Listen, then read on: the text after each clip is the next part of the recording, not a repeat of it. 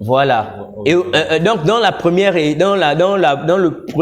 la première émission, nous avons parlé du doigt accusateur. Nous avons mis l'accent sur l'accusation et nous avons dit que Satan était le premier à avoir accusé et par la suite Adam a accusé, Ève a accusé et cette marque s'est répandue parce que la Bible déclare que Adam par la suite a donné naissance à des hommes et des femmes qui le ressemblaient, qui n'étaient plus à l'image de Christ. Et donc cet ADN là du diable qui était entré dans Satan a été répandu à certains niveaux dans la vie des hommes et des femmes. Et ce qui fait qu'aujourd'hui, beaucoup d'hommes et de femmes sont détruits dans les églises par la parole de l'accusation. Mais particulièrement aujourd'hui, nous voulons aborder un sous-thème de ce grand thème qui est la manifestation de l'accusation au travers la plongée sous-marine. Wow. Voilà, Donc, c'est ça. Un peu s'il te plaît mon frère, la manifestation de l'accusation au travers la plongée sous-marine. La plongée sous-marine, mesdames et messieurs, je vous prie de rester pour découvrir de quoi il s'agit. La plongée sous-marine dans les églises. Au travers de ça, on va découvrir l'une des grandes manifestations du ministère de l'accusation ou encore l'esprit d'accusation dans l'église. Et donc, la plongée sous-marine, qu'est-ce que la plongée sous-marine? Il est question ici là de pouvoir identifier des ministères qui ont une capacité à aller dans les profondeurs de la mer. D'accord. La mer est tellement vaste. Mais mon frère, je t'assure que dans les églises, il y a des ministères qui sont capables de défier même les instruments qui ont été créés par les hommes pour aller au plus profond de la mer. Wow. Pourquoi aller au plus profond de la mer? Parce que dans le plus profond de la mer se cache quelque chose que Dieu a jeté à l'intérieur pour accorder le salut aux hommes et aux femmes. D'accord. Et nous pouvons prendre le livre de Michée chapitre, tu vas prendre avec moi Michée chapitre 7 à partir du verset 18 à 19. Nous allons découvrir quelque chose de très fort. Donc là, nous sommes en train de voir les manifestations de l'accusation au travers la plongée sous-marine. Très bien. Et donc, Michée chapitre 7 à partir du verset 18 et verset 19, nous allons lire quelque chose de très capital. Donc, mesdames et messieurs, frères et sœurs, je suis dans Michée chapitre 7, le verset 18 et le verset 19, c'est ça? Oui, oui. Alors, la Bible déclare ici, « Quel Dieu est semblable à toi, qui pardonne l'iniquité, qui oublie les péchés du reste de ton héritage. Il ne garde pas sa colère à toujours, car il prend plaisir à la miséricorde. Il aura encore compassion de nous, verset 19. Il mettra sous ses pieds nos iniquités. Tu jetteras au fond de la mer tous leurs péchés. Alléluia. Et là, nous voyons un grand Dieu. Alléluia. Un Dieu qui pardonne. Tu jetteras au fond de la mer tous leurs péchés. C'est-à-dire que Dieu, lorsque un homme a commis une erreur, lorsque un homme s'est retrouvé dans un péché, que ce soit un chrétien véritable, par manque de maturité, par manque d'écoute, commet une erreur. En tant qu'enfant de Dieu, nous pouvons commettre des erreurs. Oui, mais Dieu, dans sa grâce, dit que si quelqu'un a péché, mais il se répand tout simplement. Si quelqu'un a péché, qu'il demande pardon à Dieu, et Dieu est juste et bon pour lui purifier de toutes ses iniquités. Mais après que Dieu t'ait pardonné, la Bible déclare que Dieu prend les péchés, il les jette dans le fond de la mer. Et frère, la mer est profonde. C'est plus de 8000 mètres, 8000 millions de kilomètres. Ah oui, mais parce qu'on a dit au fond. Au fond de la mer. Ça veut dire que il ne jette pas dans la mer, mais non, il jette au fond de la mer. Ça veut dire dans la profondeur même de la mer. Ça veut dire que mon frère, si Dieu t'a pardonné, mon frère, laisse la culpabilité de côté. Tu as été pardonné parce que Dieu lui-même, pour oublier cela, il a choisi un endroit. Certainement, la mer doit être l'endroit le plus profond de la terre. Et Dieu, sachant qu'il ne veut plus se souvenir de ces choses et qu'il veut pardonner à jamais, il a dit non. Il faut que je jette cette iniquité dans un endroit où je sais que personne ne peut aller récupérer. Mais malheureusement, dans l'église, on a les nageurs. Wow. Des nageurs et des plongeurs professionnels. Wow. Parce que la Bible est claire. La Bible dit que celui qui rappelle les iniquités détruit les vies. Oui. Il divise les frères. Oui, bien sûr. L'amour véritable couvre une multitude de péchés. Exactement. Dieu sait que les hommes ont des faiblesses, il sait que les hommes ont des manquements. Mais tant que le péché demeure devant l'homme, il ne peut pas avoir de salut pour lui. Bien sûr. Parce que le péché a pour but de condamner, d'accuser, de culpabiliser. Et donc Christ, qu'est-ce qu'il fait? Il nous pardonne. Mais après nous avoir pardonné, il prend nos péchés, il les jette au fond de la mer. C'est dans ce sens que la Bible dit dans 1 Corinthiens chapitre 13 que l'amour pardonne tout. L'amour oublie tout. Et en tant qu'enfants de Dieu, nous sommes appelés, en tant que communauté, nous savons que nous sommes des hommes faibles, pleins de faiblesses, et donc nous sommes appelés certainement à faire des erreurs. Mais ces erreurs ne doivent pas être un moyen pour un frère d'avoir une influence sur l'autre. Très bien.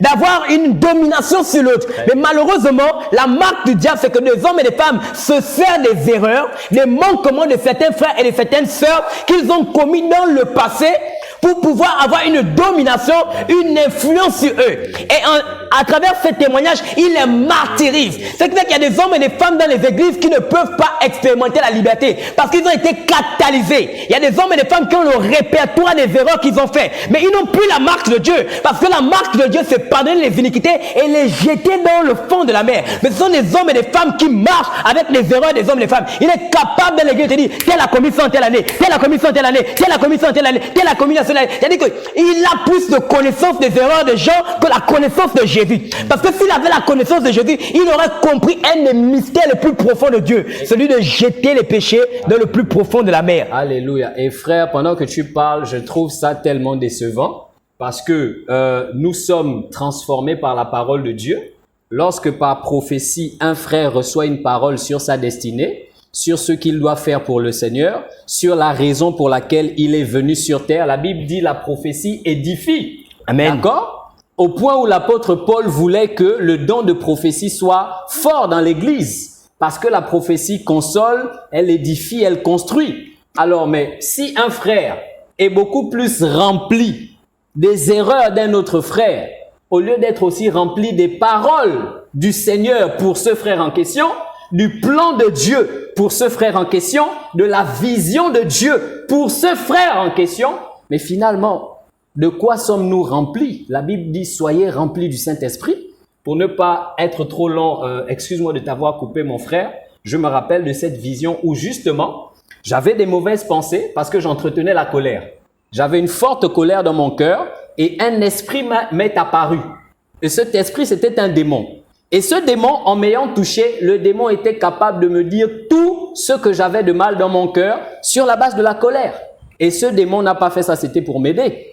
Parce que la Bible dit quoi? Le diable vient, le voleur vient pour égorger, tuer et détruire. Donc finalement, les frères qui ont plongé pour aller récupérer les péchés des autres au fond de la mer et qui sont chargés de la connaissance de ça et qui peuvent tirer comme des mitraillettes, c'est quand est-ce que vous allez parler de ce que vous avez reçu sur la destinée des frères et des sœurs que vous attaquez? C'est quand est-ce que vous allez dire, j'ai reçu une parole qui concerne le futur de ce frère, de cette sœur. Il sera un serviteur de Dieu qui doit travailler dans tel domaine. Et lorsqu'on suit les paroles prophétiques que tu donnes, nos vies s'arrangent.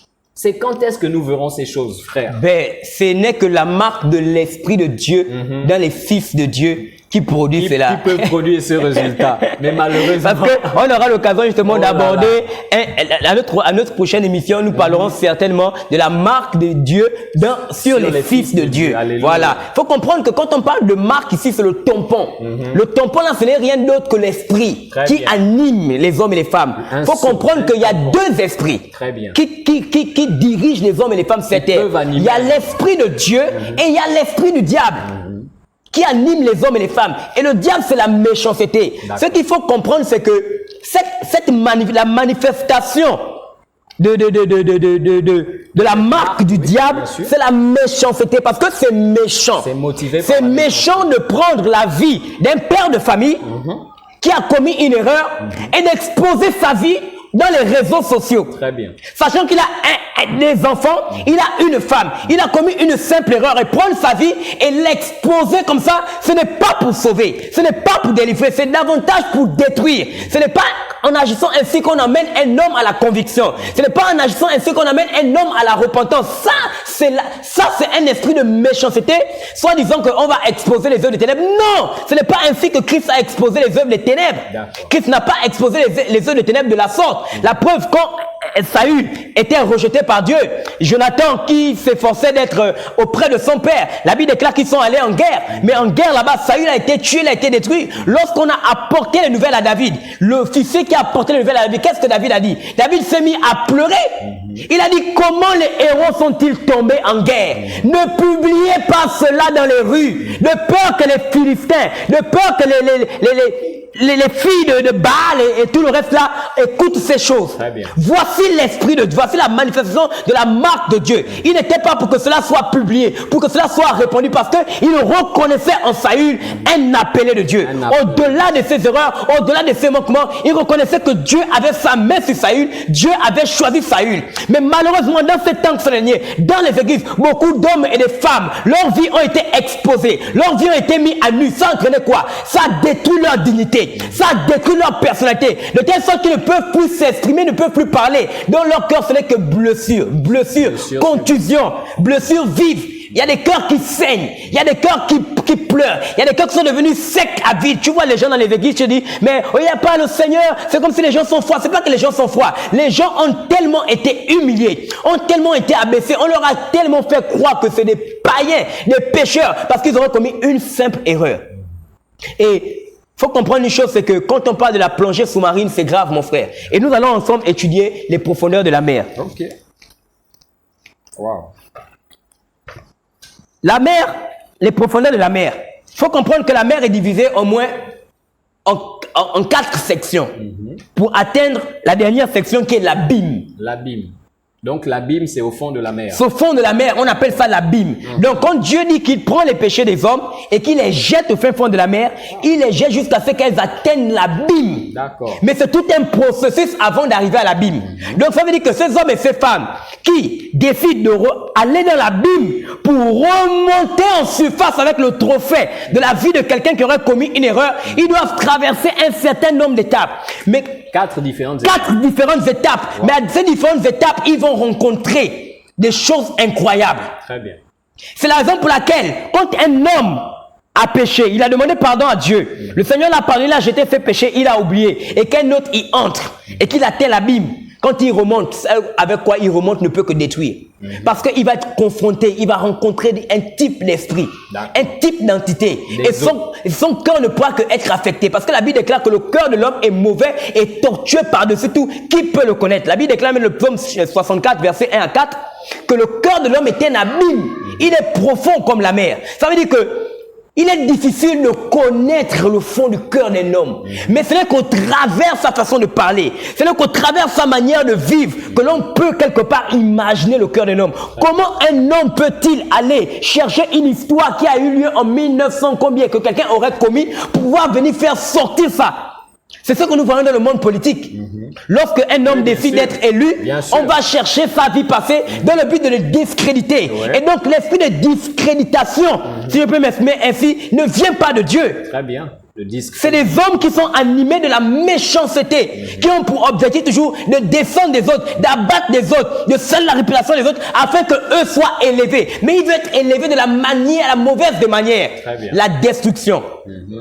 C'est de la mauvaise des manières dont ils cherchent à être élevés. Et le premier niveau, faisons les recherches, le premier niveau, la mer a différentes étapes de profondeur dans l'océan. Quelle est la profondeur de l'océan? C'est là que Dieu jette les péchés de l'homme. Nous avons la première zone, la zone éclairée par le soleil. C'est l'état d'un cœur d'un homme dans lequel il y a encore de la lumière. Très bien. Il sait que tel ou tel aurait commis par exemple une erreur, un frère, une sœur, un homme marié, il a trompé sa femme et puis c'est arrivé une seule fois et ça s'est compliqué, ça s'est difficile, mais il a trouvé la force de se repentir. Maintenant, il y a des hommes dans les églises, ça devient un trophée pour eux. Et leur cœur méchant commence à manifester un désir de supériorité. Un désir de toujours pouvoir rappeler ses fautes à cette personne lorsque cette personne semble se sentir libre, veut s'épanouir. Donc c'est cette zone est encore éclairée. Nous sommes là à 35 mètres. La plongée dans le plan normal est encore autorisée. Attends, mais là c'est grave ce que tu dis mon frère, parce que tu es en train de dire, voici un homme qui a commis une erreur claire, d'accord? Il est clair que le péché a été commis. Mais le frère est passé par une repentance authentique et au moment où il se refait une santé, il semble s'épanouir de nouveau. Et ben c'est là que les plongeurs arrivent avec les anciennes histoires. Oui, oui. Wow. Pour l'empêcher de se sentir libre. Donc si il était, on va dire ça comment, si le frère était, le mot c'est misérable, voilà. Si quand il apparaissait misérable, vraiment abattu, là encore ça allait. Ça allait. Mais c'est quand il y a une petite montée.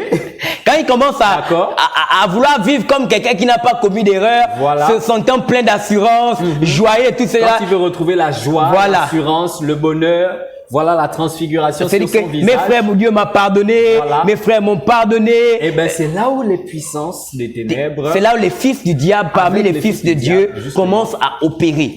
Parce que Satan n'est pas pour la joie. Satan n'est pas pour la paix, il n'est pas pour le bonheur. La Bible dit que Dieu a des projets de paix et non de malheur pour nous. Mais Satan a des projets de malheur pour nous. Afin que nous ne soyons pas dans l'espérance, afin que nous soyons complètement détruits. Il y a dans les églises des hommes et des femmes qui ne veulent pas voir d'autres heureux. C'est pas de leur faute. C'est parce qu'ils sont tatoués par la marque du diable, qui est le cœur méchant. Très bien. Ils n'aiment pas voir les gens rire, ils n'aiment pas voir les gens sourire.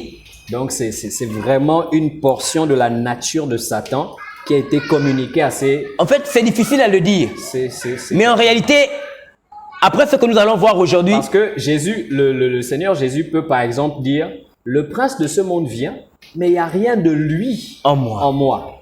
Donc, Satan peut vraiment avoir un trésor dans un être humain. Amen. Un sceau, un tampon, une marque. Et donc, quand une personne a la marque du diable, donc toute la vie de cette personne peut être influencée par ce tampon-là.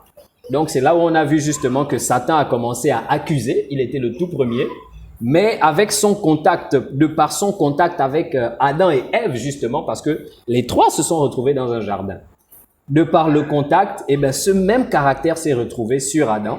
Adam a commencé à accuser, la femme aussi a accusé. Donc, il y a eu comme un transfert de quelque chose. Et effectivement, il y a eu un transfert de quelque chose. Et malheureusement, dans les églises, des hommes et des femmes qui se disent même hommes de Dieu, qui sont, même d'autres qui sont réellement appelés de Dieu, mais qui sont sous cette influence-là.